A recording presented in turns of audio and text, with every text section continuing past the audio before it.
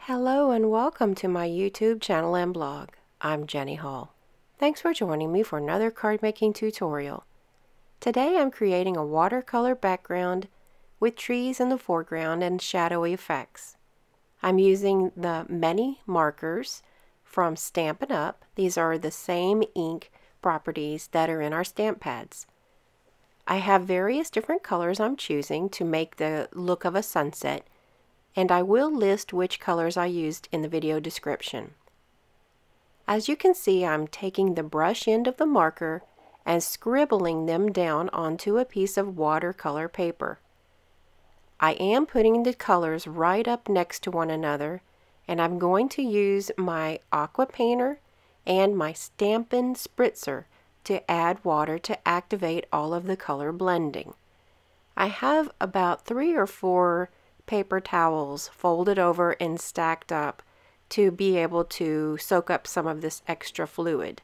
Sometimes using my aqua painter to kind of move that fluid off of the edge of the paper, it makes like a bead line on the side, and just to get it moving and not stay on the edge of the paper, then I'll use it to kind of encourage it to move along a little bit.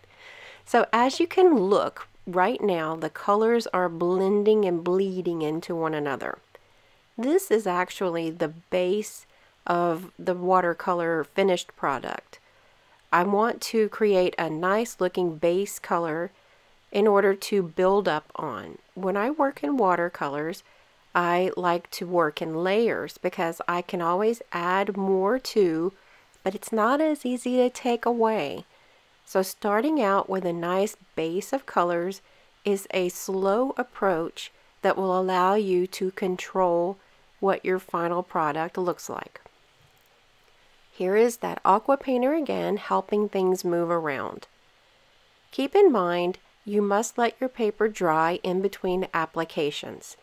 And here is going to be a little bit of water lift that's going to give me some more of a natural looking final effect. To do the water lift, sprinkle on some water drops, let them sit for just a few seconds, and then take a paper towel to remove the water drops, and it will take some of those layers of color with it. Adding more color back on in layers is part of the fun of doing watercoloring. You can reach a certain kind of a depth of color by working in this fashion. Here is the darkest of the colors that I reserved for my top and final layer, and as you can see, scribbling them on and then spraying them with a spritzer, not too much, but just enough to make that color start working its way around. It gives a nice bright effect. I won't be taking this part away. This is what I saved for last so that I could make this top layer with the bold colors be the final result. So I will trim down this watercolor because not only does it warp, but it has that bead line on the side that I want to take away to give more of the look of a finished project. I'm going to stamp some words and a sentiment with Just Add Text stamp set, and I'll be adding the look of trees with Lovely as a Tree. There are so many different styles of trees stamps in that set that I should be able to get some of the look that I desired. I want this to look as natural as possible, so that would mean no straight lines and no perfect placement.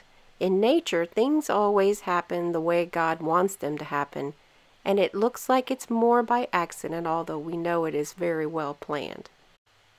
The sentiment is from Just Add Text stamp set, where there are many different sentiments to choose from in many different card making projects.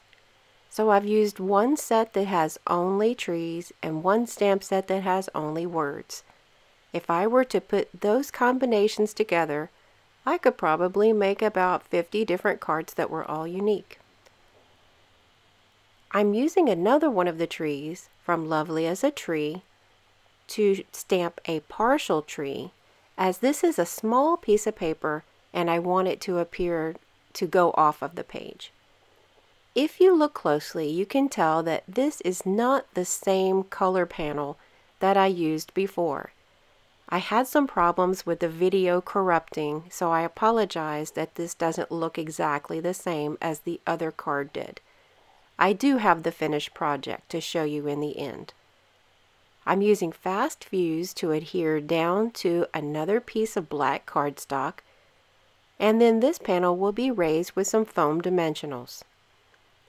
Inside of the card, I'm using one of those little bitty strips that I cut to trim down the watercolor panel, which will bring a nice, different kind of color to the inside of the card. It's just a small strip, but it's going to be enough to be able to carry the entire design look to the inside of the card. I'm using liquid glue to adhere everything down together, as liquid glue gives me just a few seconds that I need to get something scooched down into exactly the right spot.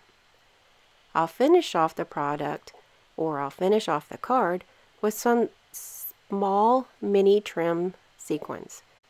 As you can see, the two cards were not identical, and that's okay because nothing in nature is identical either. Thank you for joining me for another card tutorial. I invite you over to my blog at Jenny Stamps Up for more daily card making inspiration. Be sure not to miss the exclusive content I share only with my customers. You can become a customer by clicking Shop Now at jennystampsup.com to make your Stampin' Up purchase. Thanks for joining me today. I'll see you in the next video. Thanks for watching the video. See you next time.